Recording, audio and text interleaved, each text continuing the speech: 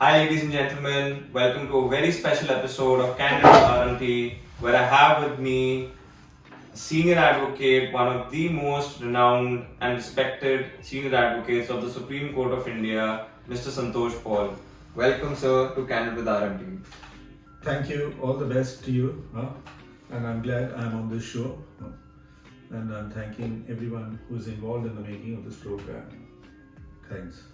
So just a little background about Sir. Sir got designated as a senior in 2019, and prior to getting designated, he primarily practiced before different high courts, the company law board, a lot of commercial matters, and Sir is also a very avid writer and a blogger, having authored 3 books on a wide area of topics, including the Maoist movement, the judicial reforms.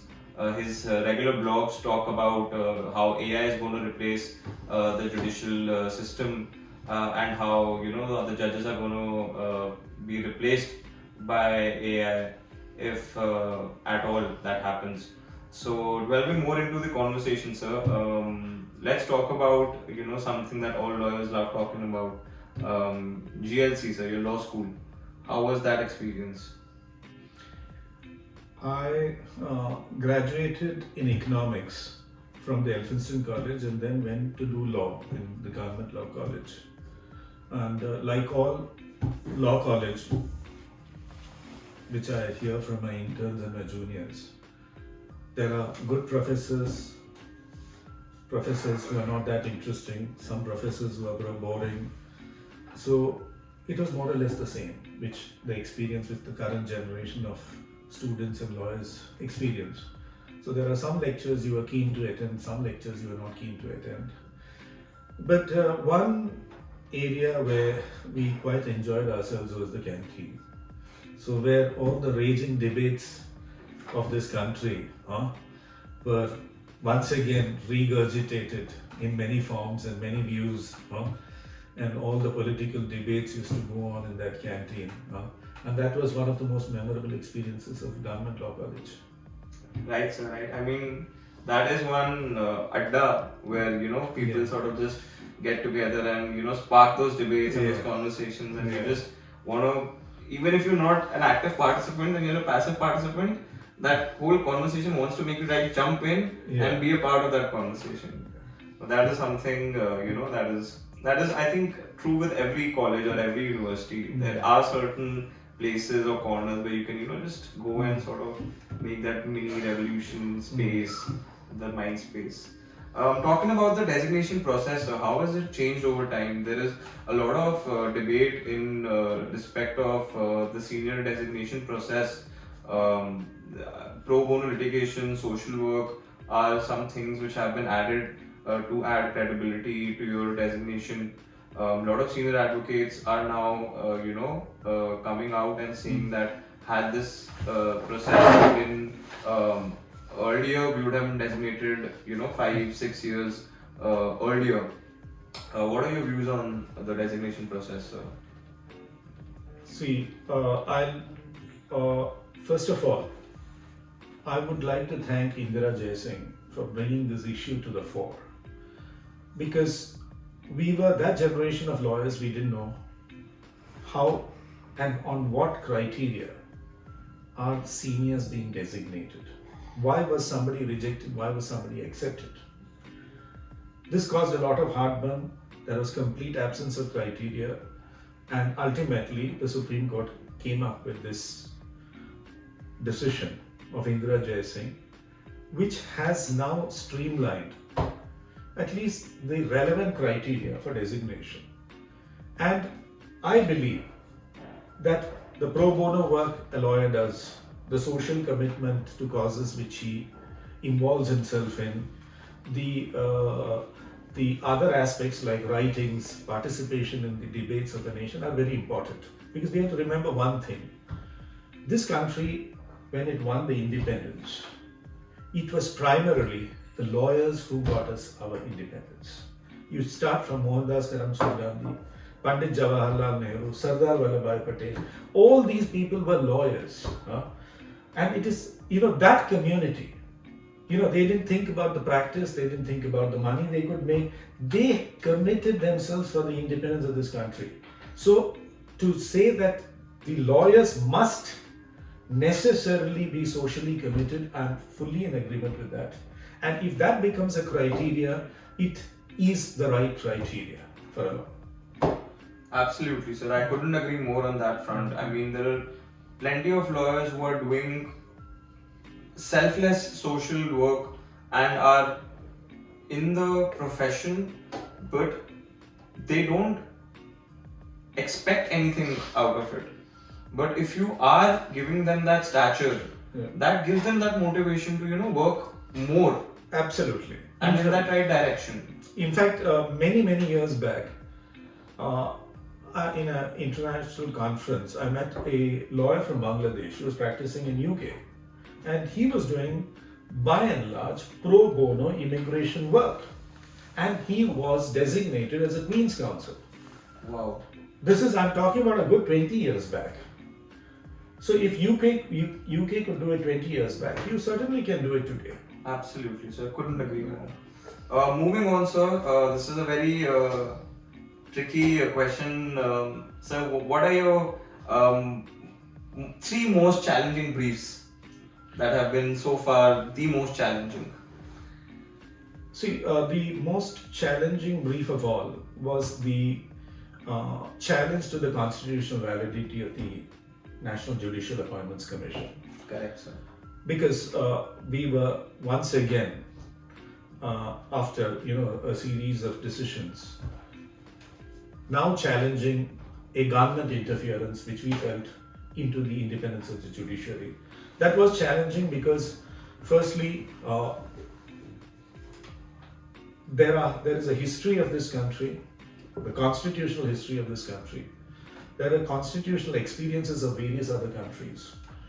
Then the methodology of different countries in this aspect. Everything had to be gone into. And it was a voluminous task. And it was extremely difficult to put it in a presentable fashion and to canvass your point of view. But I am glad that the decision came about the way it did, with the dissent of Justice Charameshwar, who also has a point of view. But that was the most challenging brief. The other briefs which I found challenging are certain human liberties issues. Especially, I remember somebody in Dubai whose passport was seized by the embassy. Seized means he went for getting the additional papers into that passport. And then you are put up against a government viewpoint, which is always canvassed in the court, that this person is of this particular group and therefore he doesn't have certain rights, etc. To overcome those prejudicing factors and to see that his liberty as a citizen to get his passport back, which was detained without giving him show cause, was a big challenge. So these human liberties matters, quite often we walk the tightrope there. Right, sir. Just taking cue from the briefs. Yeah. While briefing, sir, as a briefing counsel, Yeah. what are the do's and don'ts? And what makes a very good briefing counsel, sir? See, I'm extremely liberal in this sphere because what I find is each lawyer has his own style of presenting facts. He has a perception of matters. Of course, one criteria is you have to be fully ready with the brief, but the manner and method which they deploy in telling you the story while briefing, I allow that leeway because each one is an individual and each one perceives the matter in a particular manner and he's trying to canvass this case. And it is for you to see whether that will merit that argument which he's canvassing, whether it will have some merit before the court. But that the flow of thought process, I believe the briefing counsel should have that liberty to, while briefing a senior. Well said, sir. I mean, that is if that approach is taken by all seniors, then the sort of I wouldn't say fear, but that intimidating factor that a briefing counsel has before going to a senior's office would be a little less. Yeah. Talking about code craft, sir, the what, why, and how. What is code craft, sir? Why is it important? And how does one master the code craft? See, I can repeat one word 3 times. Anticipate, anticipate, anticipate. Anticipate what the judge is going to confront you with. Get prepared with that. Anticipate what the other side is going to hit at you. So the anticipation, when you're reading the brief, anticipate the counter attack which is possible, and getting prepared for that. And not to get agitated, with a cool frame of mind. If you're prepared, you will deal with it in a far more relaxed manner and in a presentable manner. That is the key to court craft. Some people use humor. That has to be, in my opinion, sparingly used, unless the context extremely necessitates that situation. Otherwise, by and large, do not spurse it with humor and literary quotations and etc. Get to the facts and see that it is properly presented. But as I said, anticipate and be prepared for everything which will come against you. Right, sir. This is actually a very important note for all those law students watching this podcast and who aspire to become a senior one day, or even an AOR, or even a good Supreme Court counsel. The code craft is something that is, which makes or breaks a lawyer. You might be a very good draftsman, but until and unless you know the manner in which you have to present yourself before a judge, you really can't do that much service to your client. So take note of these points, ladies and gentlemen. Moving on, sir. Avenues for young practicing lawyers. Our profession is very cutthroat. We don't get enough our salaries are, you know how it is, sir. What can a young lawyer in his or her mid-20s, early 30s, who's wanting to make a career in litigation, step out and just go for those avenues? See, being a student of economics, I'll just draw an analogy here. Firstly, let me tell the younger lawyers that today there are far more avenues for younger lawyers. There are far more courts, tribunals, and so many other fora where lawyers can be engaged. The litigation and other things are multiplied manifold. So first thing, overcome the pessimism that there is no place for you in this profession, and that this place is only for second generation or third generation lawyers. Why that? Erase it. Most of the lawyers you're seeing today were, like me, are first generation lawyers. First thing, erase that from your sensibility. Now comes the question. I know it's a longish wait, but this is where I said I want to draw an analogy from one of the famous economists called Joseph Schumpeter. See, he said, why does some people in this society earn more? Why does an entrepreneur earn more? It is because he took a risk. He took a risk, and the kind of disproportionate, though I am not in favor of extreme disproportion of wealth, but that arises because of risk taking. And I know when you enter the profession, you get a small salary, and sometimes it becomes even difficult without other support to sustain in cities like Bombay and Delhi. But in my opinion, have confidence in yourself. See that people treat you seriously as a lawyer, and you will reach somewhere. I can assure the younger generation, yes, you will reach where you intended to reach. It will happen. Do not be overtly bothered about the difficulties which you are facing. That will all ultimately pay off. But be at it, and people will recognize your merit as a lawyer, and you will have a successful practice. I think what the important thing sir has mentioned is to be at it. The moment you sort of get that feeling of, leaving it or giving up or moving to another stream or an avenue, that is where you sort of lose the entire momentum. And once that momentum is lost, it's very difficult to regain that momentum, because it's very infamously said that law is a jealous mistress. So you have to give it time. The more time you give, the more practice you give. It's called a practice for a reason, right? So, well said, sir. I mean, and in fact, there is a famous illustration where I think MC Settleward and Daftari, they were practicing, and one fine day they sat in Bombay High Court, and either in the library or somewhere, and they were debating whether we should be doing something else.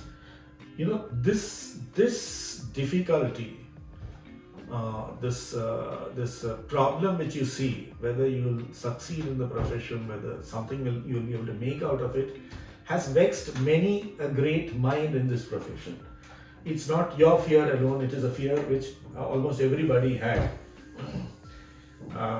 And my advice is, just if you like this profession, that is very important. If you like this profession, be at it. Be at it. Right, sir. Moving on, you've traveled across the country, sir. Any particular high court that your style of working sort of matches with, or you have some fondness, and why, sir?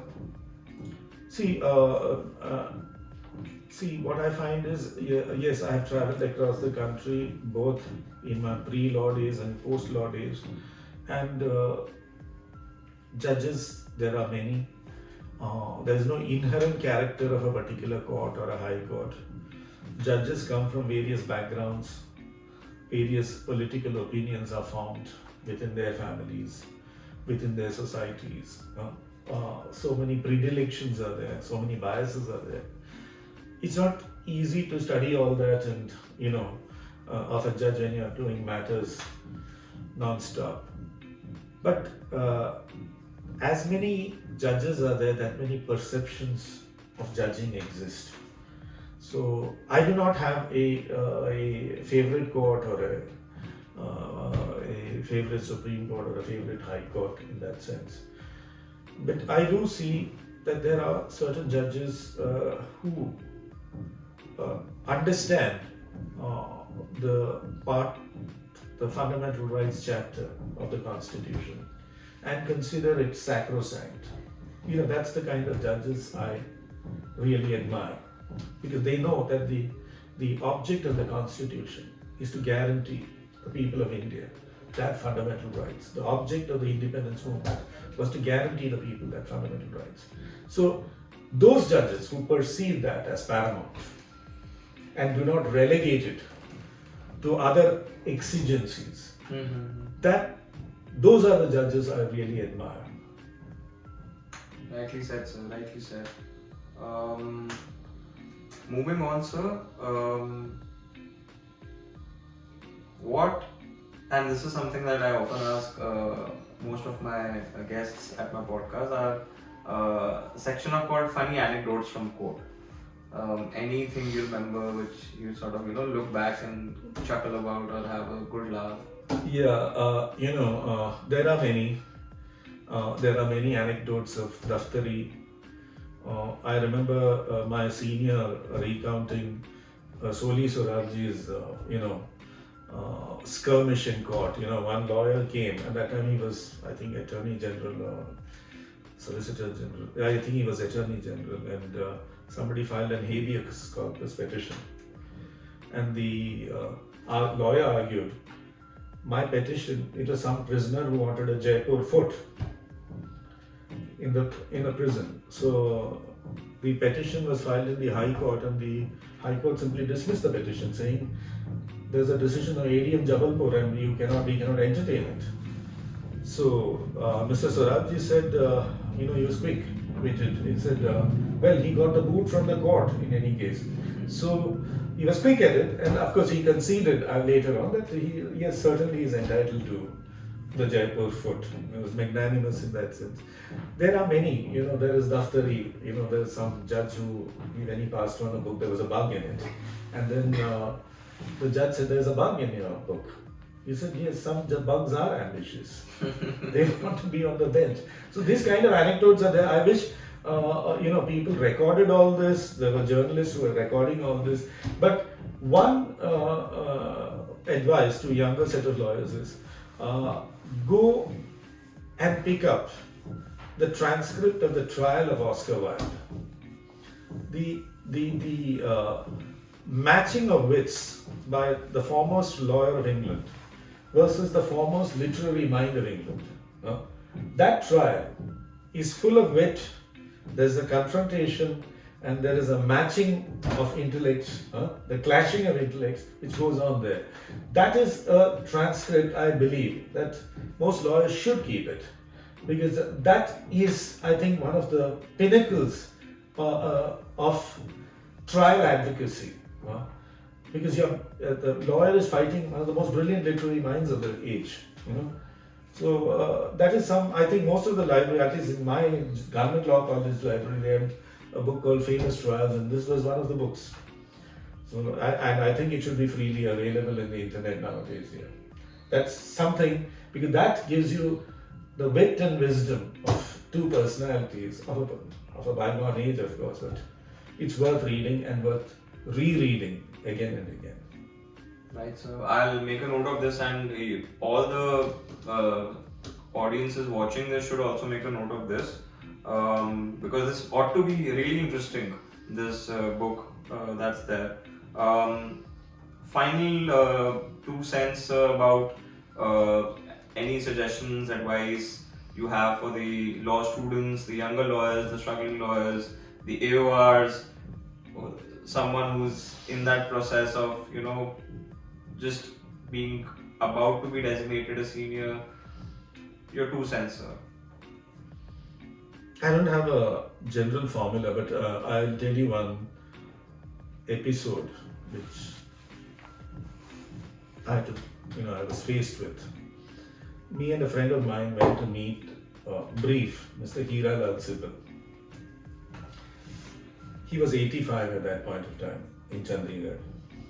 So after a long conference of about 1.5 hours, he said, now you people leave, come tomorrow morning. The conference was not over, and to our satisfaction, we felt he has not appreciated our points, but he packed us off.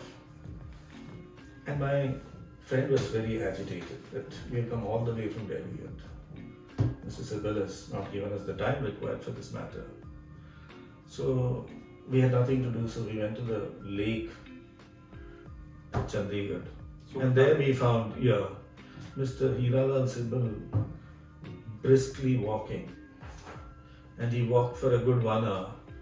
Then I told my friend one thing, see, if he was not doing this, if he didn't pack us off at 5:30, and if he was not doing this, we perhaps may not be briefing Hiralal Sibal at the age of 85. He might just not have been there. And in fact, after the matter, Hiralal told us that, a lawyer, and there was a certain significance in what he said. He said, if there is a staircase and there is an elevator, the lawyer should take the staircase. It means 2 things. One, yes, go the hard way when you're doing your research or whatever. The other is also perhaps be physically fit. I didn't know, I still don't know in what sense he spoke to us in that manner. So my advice to them is, firstly, and I find that many of the juniors are not exactly wise on the way in which they are conducting their health. That is extremely important, because you have to keep your health intact. That's primary, because otherwise nothing else remains. Second, read up everything which you possibly think is interesting to you, which probably will manifest in your matters.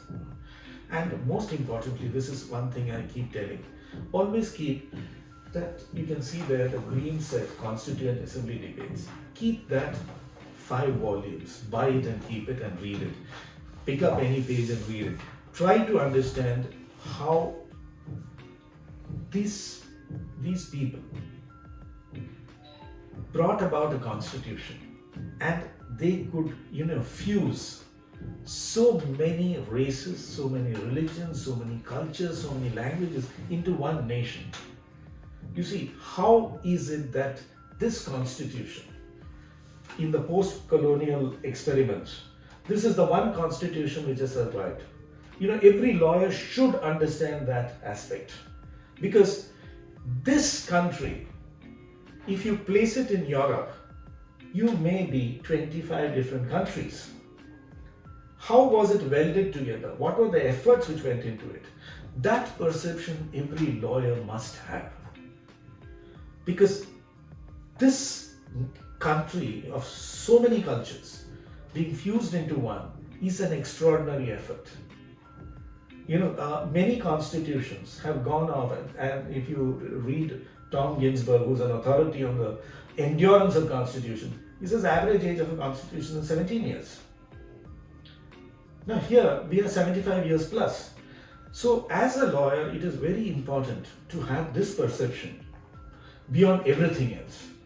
Keep that, and of course read, keep your health intact, and be optimistic. That's all I've got to say for the next generation of lawyers. Right, so on that note, we would like to bring this podcast to its inevitable end. And once again, sir, thank you very much, sir, for Thank you for taking out the inviting me. time and being on this podcast, sir. It was my honest pleasure, sir, for hosting you, sir. It was my pleasure too. Thank you, All sir. the best. Thank you so much. All the best to you. Yeah.